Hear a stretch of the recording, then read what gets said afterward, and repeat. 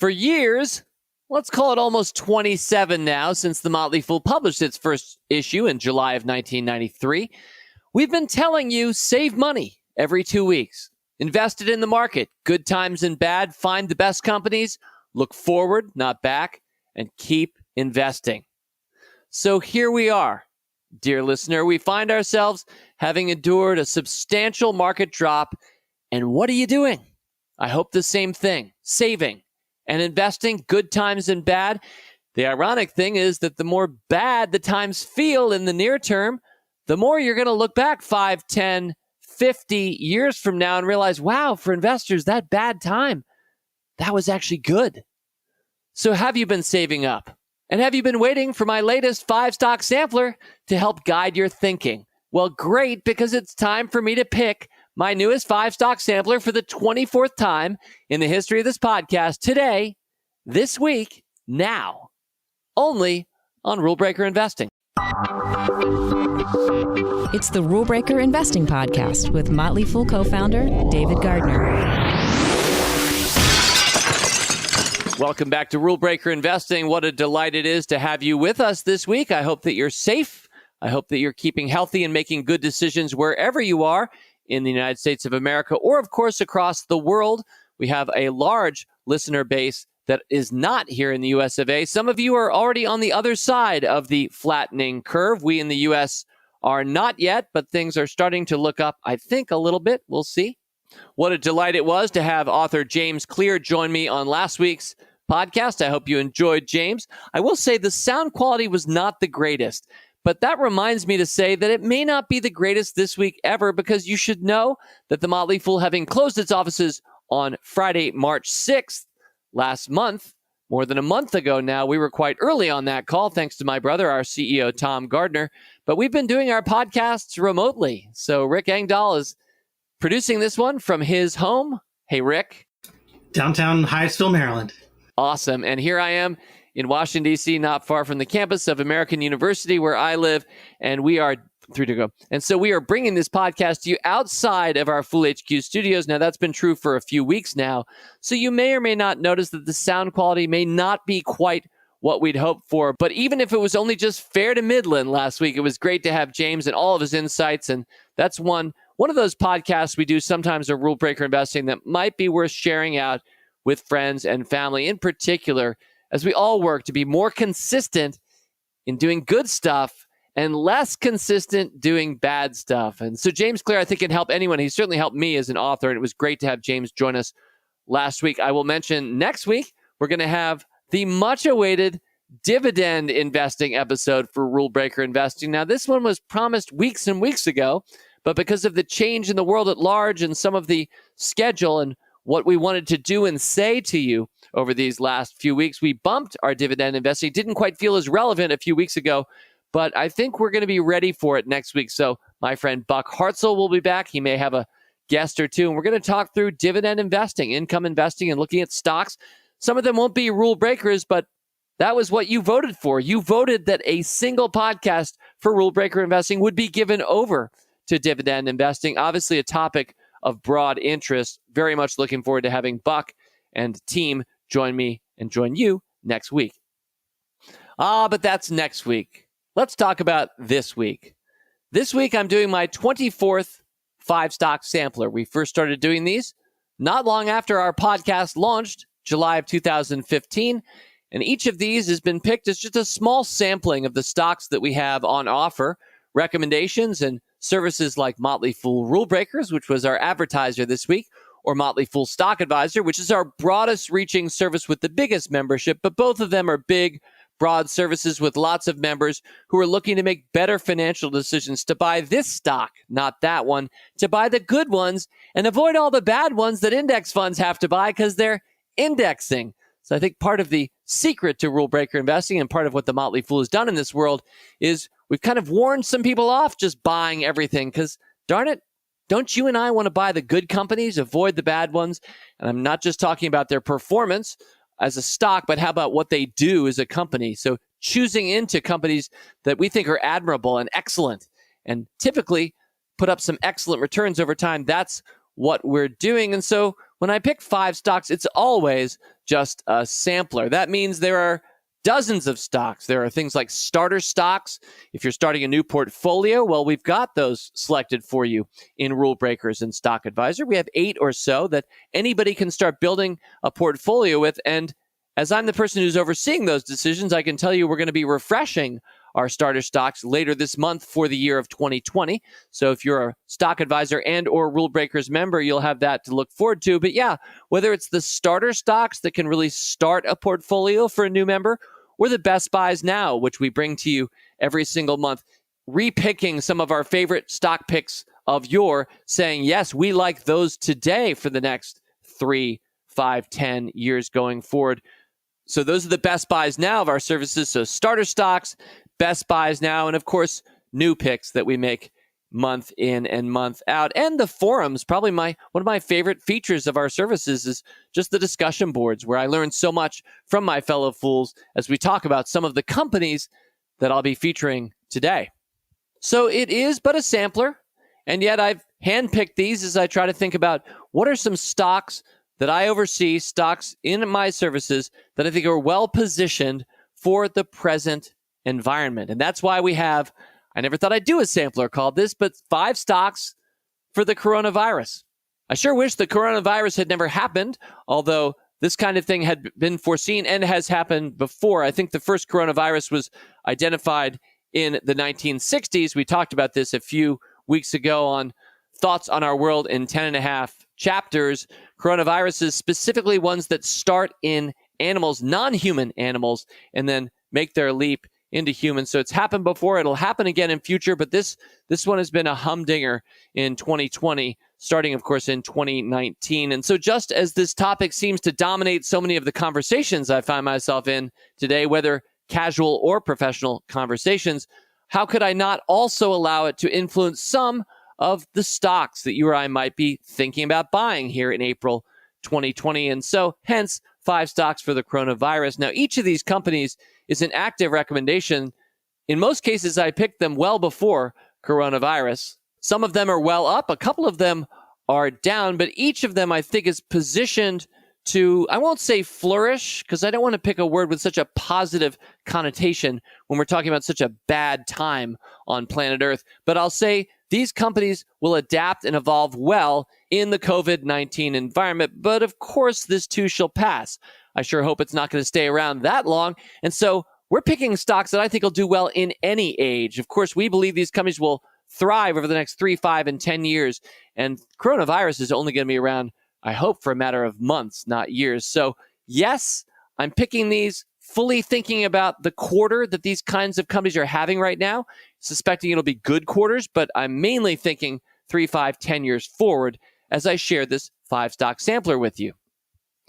And before we get into the first of these 5 stocks, I guess I want to say something a little bit more generally about some of these companies. Now, I would say some of these companies I'm sharing with you this week as my latest picks are pretty obvious. They're companies that are making headlines. Their businesses are clearly well set up in a cloud world, in a digital age, in a stay-at-home environment. And you might think, well, hey, Dave, that seems pretty obvious. And if you would think that, I would say back to you, yeah, you're right. But here's the key. The key is that we're looking past the traders who are often saying these kinds of stocks are, this is their parlance, overbought.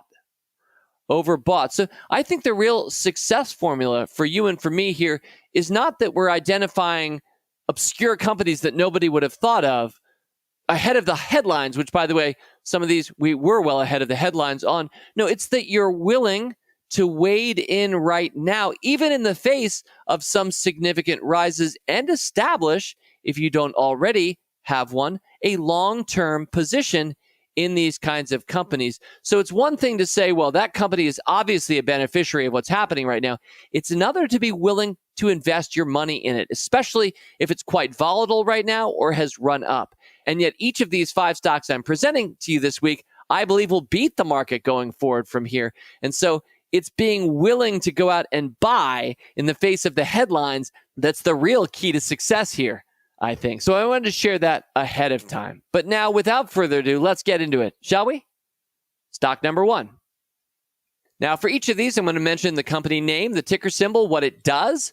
I'll mention its market cap, its brief history within the Motley Fool services, and then 2 things I like about it and 1 thing to watch. So stock number 1, and yes, we're proceeding alphabetically by company name once again, this sampler. Stock number 1, we're dropping all the way down to the letter P right away. The company is Peloton Interactive. The ticker symbol is PTON. Peloton is a fitness company that brings the feeling of community to at-home workouts through its bikes. And while you may not own one, I don't myself, I think you probably would recognize the company's products and some of its recent history. In fact, it made some big waves with its holiday ad for 2019, but that's getting ahead of things. So the market cap for Peloton Interactive is $7 billion. I first picked this stock in November of 2019, right around the time that holiday ad was starting to hit the airwaves. The stock was at $32.16. I regret to say it's down from there. It's clocking in. Well, let me see. We are recording this right around market close yesterday. That is Tuesday, April 7th, where it closed right around 27.5. So that means Peloton Interactive is down 12% from where I picked it for Rule Breaker members in November. If there's good news, it's that the market is down more. The market's down 15%, so Peloton Interactive is beating the market, though not by much, and it is down. So what are 2 things I like about ticker symbol PTON? Well, first thing I'd say is that at its present price, it's right around where it IPO'd. I think it IPO'd in late September, right around 27.5. That's kind of where it would have closed its first day. And so here it is now at 27.5. But in the meantime, it ran up to 36 the first week of December. And then it dropped to $18 a share in mid-March in the doldrums of the lowest market point hit in 2020. So look at that volatility, and that kind of volatility, 27 up to 36, all the way down to 18, back to 27, all within less than a year. That kind of volatility scares a lot of people off. But thing I like about it, number 1, is that's good for you and me. I mean, this is a digital business that's based on stay-at-home fitness that I think is primed not just for near-term, but also long-term growth. And volatility tends to scare off investors. And so here we find ourselves able to purchase the stock right around where it IPO'd before it ran up. So yes, I like volatility. I realize it can cause stress for some people, but if you're really taking the long-term view, if you're playing the game we are, the long game, volatility really won't matter too much 5 or 10 years from now in the near term, but it does tend to scare people away, and so we get better prices. That's thing number 1. Thing number 2, I like, this company is a lot stabler than you'd think, given its stock market volatility. I mean, in part because of its holiday ad, which I'll talk about in a second. It's a company that has a lot of brand recognition. It's also a brand that's kind of a higher end brand, more like the Starbucks within its industry. So kind of a stronger brand. And the closest analog I can think of right now is maybe Lululemon. There's probably a lot of overlap between Lululemon customers and Peloton customers. And yet, the good news here is this company is worth about a quarter of what Lululemon is today. But again, I think it's a lot stabler than you think. Here's an amazing stat. The average monthly churn of its customer base, right? People who are watching the videos on their bike as they try to keep up with the trainer in New York City or wherever the trainer is. The average monthly churn is less than 1%. That's right. It's 0.90%. So if you do the math over the course of a year, Peloton loses only 6% of its buying customers. It retains 94%, or has over the past year. So that's a lot stabler than you'd think. But now let's talk about that ad a little bit, and I'm going to borrow from my friend Wikipedia, my sometime co-host that I tend to bring out from one podcast to the next and share stories that I wouldn't be good enough at remembering on my own. But do you remember November 2019 when the company released its new holiday commercial? It was entitled The Gift That Gives Back, and Wikipedia reminds us it's where a wife receives a Peloton bike for Christmas from her husband. She begins recording a video diary of herself using the bike, and a year later she proclaims that she didn't realize how much this would change me. Well, in late November, again, right around when I was picking the stock, the commercial began to receive criticism from viewers who claimed that its plot implied that the woman's husband was unsatisfied with her physical appearance. Peloton defended the ad, arguing it was intended to celebrate a, quote, fitness and wellness journey inspired by how often its users were often, quote, meaningfully and positively impacted after purchasing or being gifted a Peloton bike or tread, often in ways that surprised them. And that's an end quote of the corporate response. Whatever you thought of that ad, if you even ever saw it, it became a thing. It was commented on in popular culture. It received a lot of criticism. Obviously, the company felt a need to explain itself. Now, a few months later, in a world where everyone's staying at home, it seems to me Peloton has really found a place to thrive. So while it maybe got some bad publicity, sometimes people say even bad publicity is good publicity. I would say it certainly raised Peloton's profile, and then coronavirus struck, and all of a sudden, we began to see the value of a stay-at-home fitness business. And I don't think anybody does it anywhere near as well as Peloton Interactive does it. So thing number 2 I like about Peloton, it's a lot stabler than you'd think. I think it's here to stay. And just think about that customer retention, which is really impressive. Okay, as I said earlier, I'm going to close with one thing to watch. Sometimes this might be sort of a risk factor or something you and I should be paying attention to. This is a money-losing business. So Peloton Interactive does not yet make a profit. In the past year, it had losses of around $200 million. Now, I should point out that it has about $1.5 billion on its balance sheet. So if you're not familiar with burn rate, let's talk about that really quickly. This is a phrase I most often use in the context of biotechnology companies or other development stage companies where they're burning, that is, losing a certain amount of money a year. And then the question is, well, how much do they have in the bank? Like, how many years could they lose that much money? So for Peloton Interactive, again, $1.5 million on the balance sheet, losing $200 million a year. I will mention it has $500 million in debt. So if you net that out, it's got net cash of $1 billion, losing $200 million a year. So it could go this way for at least 5 years before it started getting in a tight position. In the meantime, it's certainly, I'm sure, could borrow more money or refinance. But really, I think we should expect Peloton to begin making profits. So this is obviously something that we should be paying attention to. And investors who are already in the stock, I know, are. I will mention in closing that I usually like to add to or replug winners. Like when I bring out stocks for 5 stock samplers, these are usually companies that are winning, because what do winners do? They usually keep winning in my experience. So this is unusual for me to pick a stock that's down because I usually like to add to my winners. So we'll see how Peloton Interactive does in the years forward as we go back and score, as I do for all of my 24 5 stock samplers. Go back and score it and see how we did and what we can learn. All right. Stock for coronavirus. Number 2, the ticker symbol is ROKU. The company's name, same as the ticker symbol, it's Roku. This company's a leading platform for video streaming services. Many of us are familiar with it. I have at least one Roku box in my house. Perhaps you have a box or a stick in your life as well. The market cap for Roku is $11 billion. And any longtime listener of this podcast knows that I'm a market cap junkie, and I'm trying to create as many market cap junkies as possible in the world. That's why I'm mentioning the market cap for each of these. So it's worth mentioning that Roku is about 50% larger than Peloton Interactive, which is just kind of interesting to note. Now, the stock was first picked in Motley Fool Rule Breakers. I picked it on March 4th of last year. So we're just 13 months later. The stock was at $61.82 back then. Today, it's right around 87. So good news for Rule Breaker members. You're up 45%. That's against a market that's down 3%. And as I looked at that figure, I almost needed to double check my math. So over the last 13 months, despite the horrific first quarter for the stock market, over the last 13 months, we're down 3% overall. That doesn't sound too bad to me. But if you're a Roku shareholder, you're a lot happier than that. You're up 45%. And yet I hasten to mention that I then re-recommended it on July 11th of last year. It was up to 104.5. At that point. In fact, it went from 104.5 to 170 in September. So those of us who'd bought last March at 60-ish got to see it go to 170 in about half of a year. So it was a mega winner. However, since then, it's, of course, dropped back down to where it is now at 87, which means that re-recommendation in July is down 15%, market down 10%, so we're beating the market. Suffice it to say, Roku has been a very volatile stock, but mostly to the upside.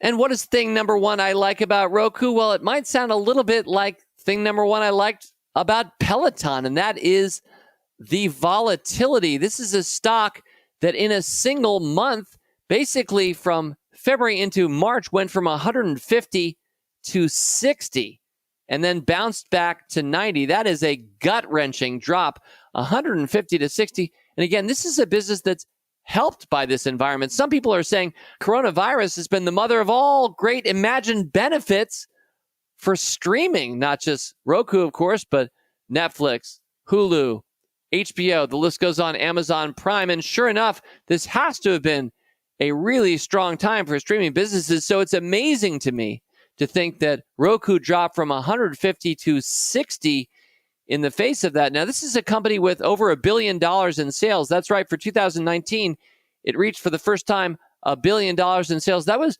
52% growth over the previous year. This is a company with 37 million active accounts at last count. And I know once quarterly numbers are reported, it'll be higher than that. So as was the case with Peloton, here too with Roku, this is a much stabler, stronger business than you might think.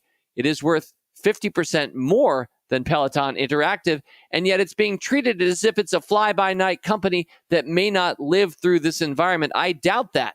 And thing I like number two about Roku is that in 2019, the average Roku user, I guess I'm one of them, I wonder if I generated this amount, the average Roku user generated $23.14 for the company.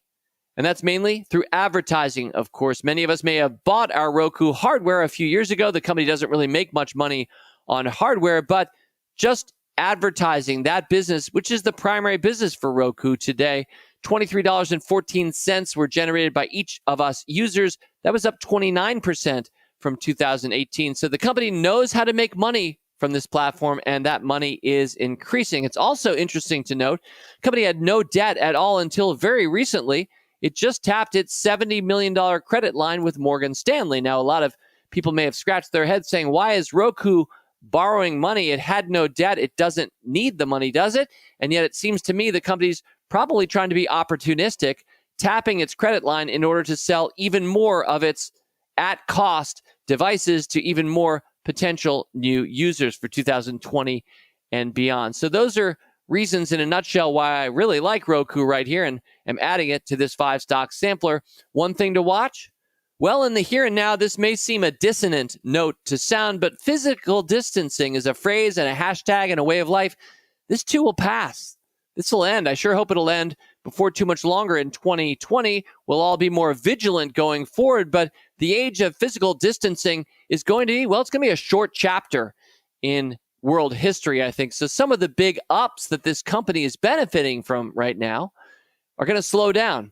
And so we'll see whether Roku can keep up the pace and have benefited from this hard quarter in most of our lives, but I'm sure a great quarter of growth for Roku. But when that slows down, will the stock slow down too? And will that be a negative? So it'll be interesting to watch physical distancing as it ends and we're all back together again, whether a business like Roku starts to be viewed as a detrimental one as the world returns to normal. I suspect not, but I'll be watching.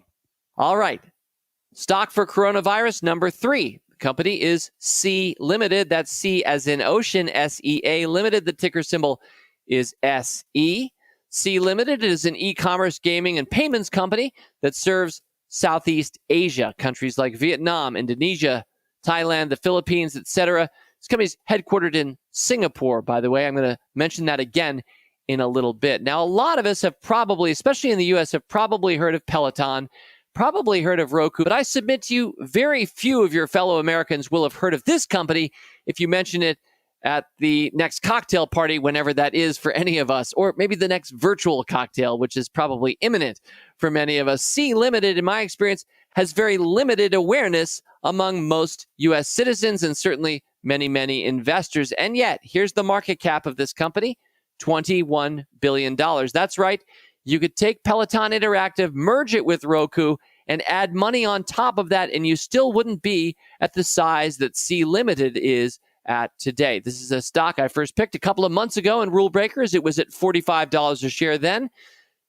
Good news, if you didn't act then, today it's at $45 a share. That's right. It's pretty much right where it was a couple of months ago. 0% return. The market over that time, last 2 months, down 10%. So it's beaten the market, even though it hasn't made us any money yet. So what are some things I like about C Limited? Well, the first thing I like is I feel like we've seen this movie before.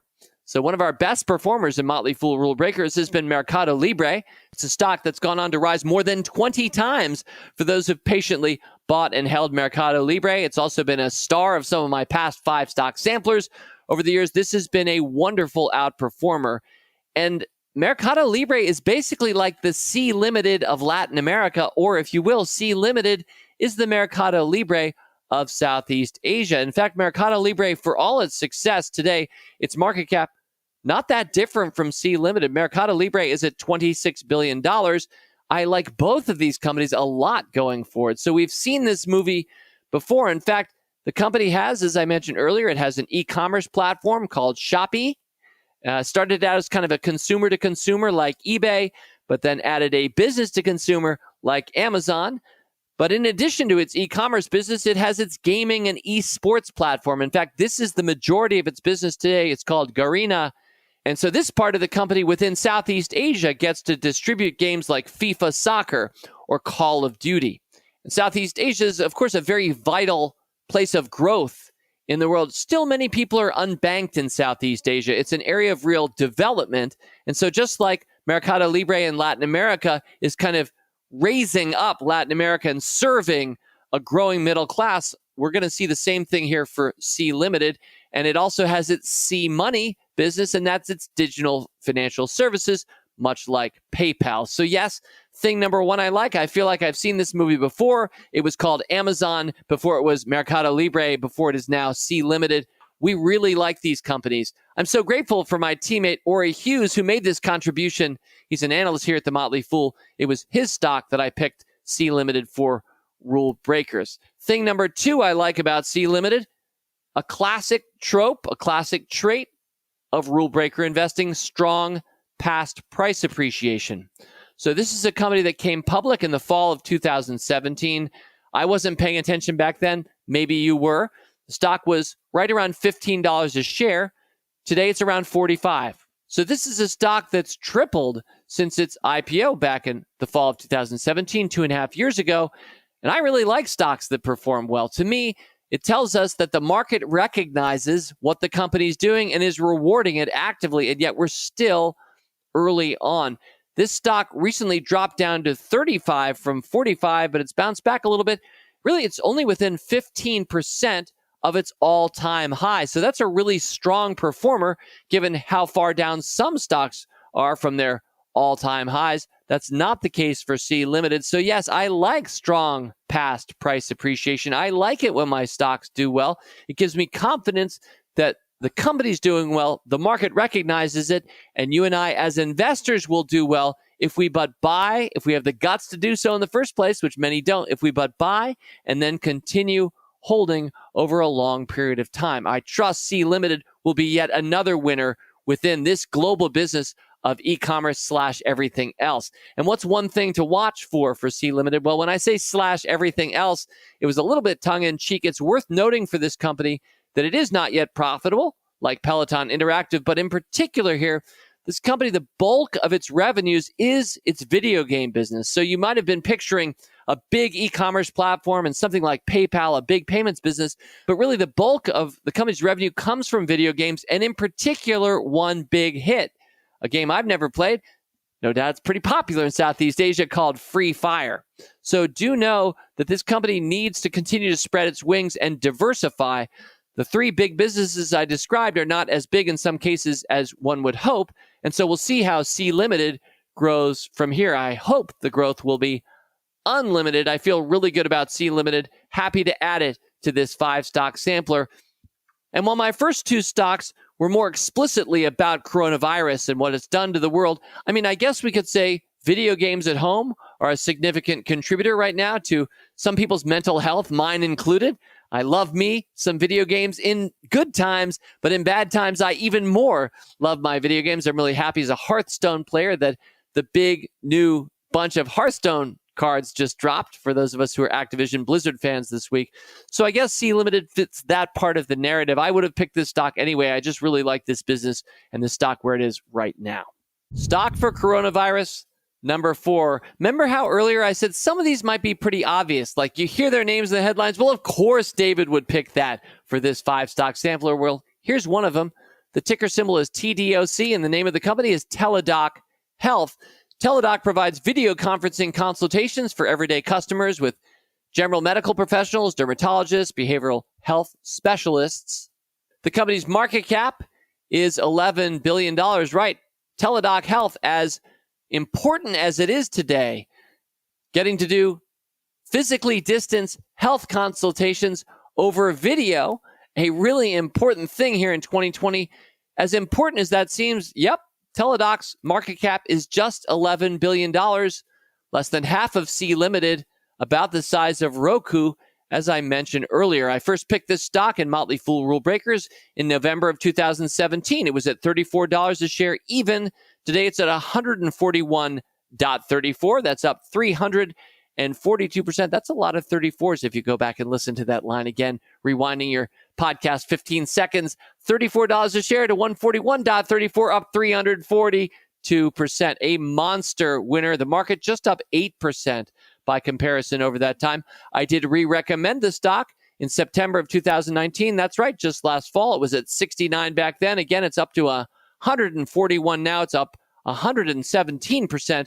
For members who listen to me, not much more than 6 months ago, a clean double. So what do I like about Teladoc Health? Well, what's not to like about Teladoc Health? This is a business that not only was thriving before coronavirus, but now the acceleration toward using video for new purposes that solve some old problems in this world.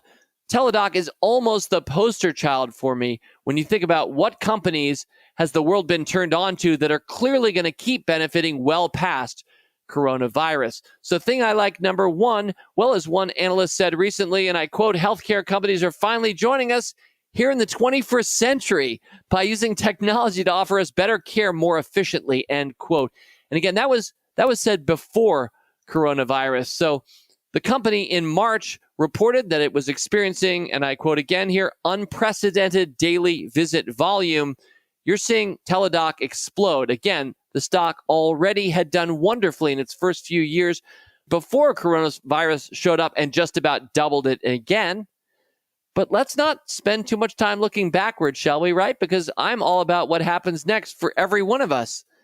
Fellow investor, all that really matters is what happens going forward. We can't benefit from any past returns unless, of course, we did own the stock, which many Rule Breaker members have for the last few years. But we're all about what's going to happen next. And I'm pretty sure Teladoc is very well set up to be the leader, the top dog, and first mover here, which is the definition of a rule breaker in this important emerging industry of telehealth, video health, call it what you will. So thing number 1 I like, I started by saying what's not to like, but I'm pretty sure this company was already set up to be the answer in a medical world that needed to transition to lower costs and more online use. And then along comes coronavirus to accelerate that. Thing I like number 2 about Teladoc, well, the company's bigger than you think, but smaller than you think. And let me paint both sides of that fence for a second. It's bigger than you think because Teladoc operates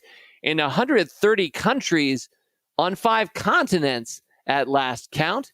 The company serves over 40% of the Fortune 500. So this is not a company that's hoping to get big countries or big institutions to believe in its services. It's actively already working with countries and institutions.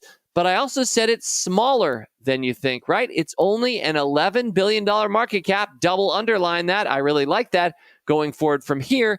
And by the way, 60% of the Fortune 500 is not yet using Teladoc. And so there's the room for growth. So can't you just see this business growing from here in a nearly unlimited way with lots of different optionality? That's what you get when you buy a rule breaker, a company that is the top dog and first mover in an important emerging industry. The analogy I've used in the past is the lead husky, and the line is, if you're not the lead husky, the view never changes. I don't like to buy the companies that aren't lead husky. It's not that interesting to be back there on our Iditarod sled, just gazing forward at something else's flank. I'd much rather be the lead husky. And that's what you get when you buy these rule breakers. And they can take our sled off at an angle into an unforeseen place, maybe a place of greater prominence or profitability, because the optionality that is inherent in technology businesses gives the CEO of Teladoc and the management team opportunities that others don't have. And often they'll see it first and can take the company's sled that direction. So Teladoc is a classic rule breaker. It has the returns so far to show. And yet, what I'm focused on, what you should be focused on, is not what's already happened, but what is yet to happen. So I really like having Teladoc join this 5-stock sampler. What's one thing to watch out for? One thing to watch before we move to stock number 5? Well, I think one of my online analysts, CMF Jumbo, Joe Martin, who has made a lot of contributions as a Motley Fool contractor over the years, answering questions on our discussion boards. And on this particular one, as he was talking about Teladoc Health, Joe said, it's about being first to market and better than your competitors.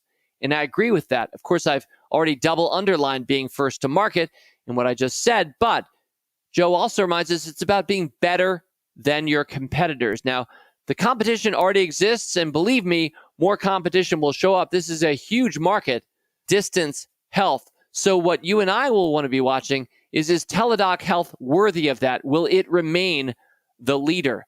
Netflix sure has remained the leader in its business, with a lot of copycats and others coming in some cases late to the party, and yet the party keeps going and Netflix remains the leader. So let's hope Teladoc can do the same in its industry.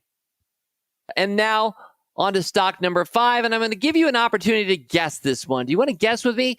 The ticker symbol and the company name both start with the letter Z. And earlier I was saying, don't be afraid to buy the obvious winners in a given environment. Even if you feel like you missed the stock or the company's getting some criticism, don't be afraid to make sure you own the zeitgeist as the age proceeds, that you own the spirit of the age kinds of companies as those ages proceed. And so I hope I've given you about 15 seconds to think, and maybe you came up with Zoom Video Communications. The ticker symbol is ZM. I probably don't need to tell the world this, but Zoom Video Communications provides a cloud-based communications platform that concentrates on making your video conferencing experience better, including features like online collaborative meetings, voice and chat capabilities, collaborative file sharing. The company's market cap, you know what? Let's play a mini version of the market cap game show right now. So I'm going to give you about 10 seconds, including the time I'm speaking right now, to think about what you would guess. Let's say within 20% either way is the market cap of Zoom today, ZM. Stock's been very volatile. It ran up. It's dropped quite a bit in just the last week or so.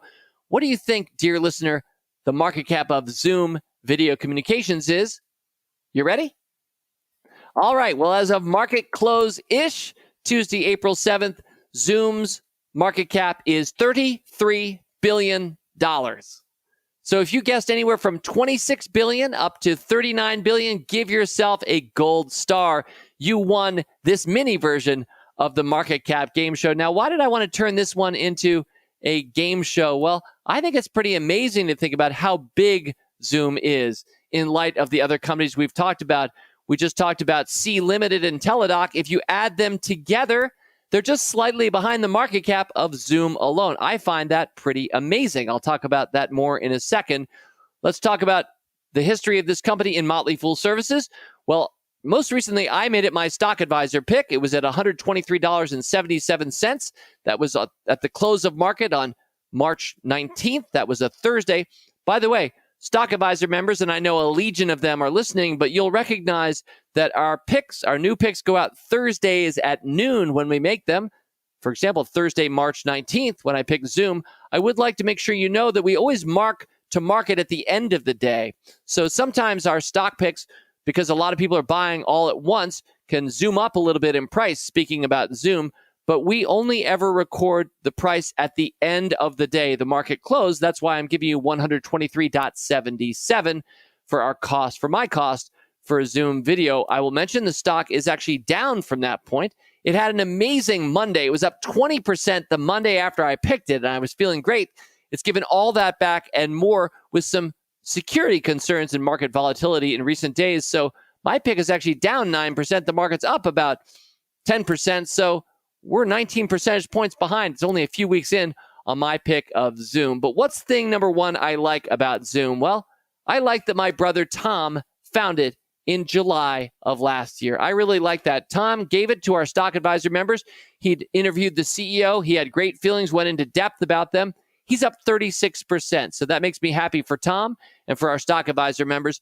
And the stock from that point in July went down. There was a lot of skepticism about Zoom. I'll share more about that in a minute. So Tom re-recommended it in October. I really like that about Zoom. It's up 60% from where Tom picked it in October. So I like that it has a clearly demonstrated track record of being a winning stock, even though I'm temporarily down in Zoom stock. And there are a lot of understandable questions about the stock. It is very expensively priced. It's been very volatile. But of course, I think we can make money from here, even though it's down for me. Thing number one I like, in addition to Tom having picked it so well and getting it, is it's a snap test. It's a clear snap test winner for me. Now, this is something I've talked about a lot in years past on the podcast. I know my regular dyed-in-the-wool rule breakers will know the snap test, but if I snap my fingers and all at once, the company I snapped my fingers over disappeared overnight, the question is, would anyone notice the next day? Would anyone care? And I mean in real volume. Would the world notice? Would the world care? And in my experience, when I've been able to snap my fingers and say yes to any company, that often has led to a winning stock. Some of my best stock picks would clearly, everybody would notice, everybody would care. That's been true of Amazon almost since I first picked it in 1997. The world would have noticed, the world would have cared. It sure would today for Amazon. I believe the same thing is true for Zoom Video. Sure, there are other video platforms, FaceTime for Apple users or Skype, the long time initially independent company, that eBay owned it, then Microsoft owned it. There are a lot of different video platforms. But I think what we've especially seen is that the black swan event of COVID-19 created a dream opportunity for whoever could make online video conferencing easy, could make it convenient. And so even though I myself had skepticism about this stock as recently as last winter, thinking that there are any number of platforms, and why would you choose Zoom Video over, I don't know, Blue Jeans? Have you ever heard of Blue Jeans? I did a video conferencing event for conscious capitalism in Germany last summer, and they had me download and use Blue Jeans, which I'd never heard of before. It seemed great. It seemed to work just as well in my mind as Zoom. So I thought, where's the real edge here? And yet, I believe that Zoom has become so integral to the lives of so many people here in America in particular, that I think this one-time black swan event has created incredible tailwind for Zoom going forward. So yeah, I really like that about ticker symbol ZM. And the second thing I like about this business, and I've already kind of spoken to it a little bit, but I love businesses that are the most convenient choice, the easiest, quickest way to get something done, and done well. What have people said about Apple products for years? It just works. Well, I hear people say that all the time about Zoom. We've used Zoom at the Motley Fool for a couple of years now. It was much better than the service it replaced. And what we've all seen in our nation today is it's replacing all kinds of stuff no one dreamed it would be 6 months ago. For example, your college classes. I've seen that in my own household. How many students today are using Zoom for free in order to continue their education at any level? And that's just one big use of Zoom today. It's the convenience of Zoom. It really just does work. And yet that is also its weakness. Because as we've seen with the CEO in the headlines in the last few days, it's not as secure a platform as otherwise it might have been. Zoom CEO Eric Yuan has acknowledged that. He said, we did cut some corners to make it as convenient and easy to use as possible. And now the company is furiously working to add security back into the platform. I'll tell you this, I'm somebody who likes to have security working in my platforms, whatever software app I'm using on my handheld device or my PC. But at the same time, there's no doubt in my mind that Zoom has been a huge net positive for all of us who've been able to use the service for free to keep our lives as normal and productive as possible. So I'm very glad that CEO Yuan is making the effort to acknowledge A, we can do better at this, and B, we're working hard on it. I've already had at least one new download of a new client as a Zoom user myself, maybe you as well. I trust our CEO. I believe the company's going to work to make that better. And in the meantime, the whole world, at least my whole world, seems to be using Zoom. So it's created an incredible tailwind for this stock, I believe, going forward. I also, and I've commented this, I think, on recent podcasts. I've definitely talked about this on Motley Fool Live, which if you don't know what that is, go to livechat.fool.com, where you will find, if you're a Motley Fool member, a streaming video platform with our analysts, including me and my brother Tom, from time to time, there for you. It's like our own CNBC on our website. It's something we've just introduced in the last couple of weeks. Anyway, on that platform, we are using Zoom. Zoom is what makes it possible for us to reach thousands of members with live video on our site. So yes, we're going to continue using it. It's being used in new ways all the time. And I really like how this company's positioned going forward. And yes, I started to say this, but I'll finish the thought. On Motley Fool Live, I've talked about how maybe higher education, with its very high costs, its ever-rising costs, creating ever-rising amounts of debt, and its dependence on bricks and mortar, heretofore one of the only industries in the world that seems immune, it seemed, to the internet. Perhaps even higher education will now have been changed forever. And if so, Zoom will have had a hand in doing so and will probably be a beneficiary going forward. So yes, very happy to add this stock to our 5-stock sampler, 5 stocks for the coronavirus. I will mention going forward, just as I said for each of these companies, what's one thing to watch? Well, I think we need to hold the CEO accountable, and we need to expect the customer focus, which I think Zoom has clearly demonstrated in its first few years as a business. I mean, this is a relatively new business, let alone public company. I think we're going to hope to continue seeing that customer focus with security releases and a CEO-owned business that in the end will only thrive if, like Amazon, it's trying to be the most customer-centric player in its industry. If it does, I think the sky's the limit for Zoom Video, even with that $33 billion market cap it sports today. So, well, there you have it. Peloton Interactive, Roku, Sea Limited, Teladoc Health, and Zoom Video Communications. This 24th 5-stock sampler, 5 stocks for the coronavirus. All right, that closes it out. I would be remiss if I didn't say again, wash your darn hands, stay safe out there, and make the best choices you can, not just for yourself and your family, but for all the rest of us. Because for every one of us who decides borderline to stay at home, some people have pointed out that really does save lives. It could even save dozens of lives, just your decision not to go out for a month. It's not an easy month, hasn't been for anybody, and it's not just true here in New York City or the United States. It's true worldwide. It's something we're all living together. We'll all be marked by this, and we'll all be reflecting back with kids and grandkids about what we did, what we said, how we acted back in that historic time. In the meantime, I hope that the stock market will continue to rebound. I sure hope this 5-stock sampler will put up some historic numbers. And I want to mention to you again, next week on Rule Breaker Investing, we will be talking dividend stocks. So if you have any questions, tweet us at RBI Podcast. Help guide our conversation, if you will. If you have some thoughts, just tag Dividend Investing for at RBI Podcast. And we're always paying attention, and that might help guide the show a little bit next week. I'm really looking forward to that. And of course, if you haven't already, please subscribe to this podcast on iTunes or Spotify or Google Play. You can follow us, as I mentioned, on Twitter at RBI Podcast. You can follow me on Twitter if you like. I'm at David G. Fool. Finally, we hope you'll give us a review. Throw me some stars. Let us know how we're doing. We read every comment. All right, thanks. Fool on. Wale.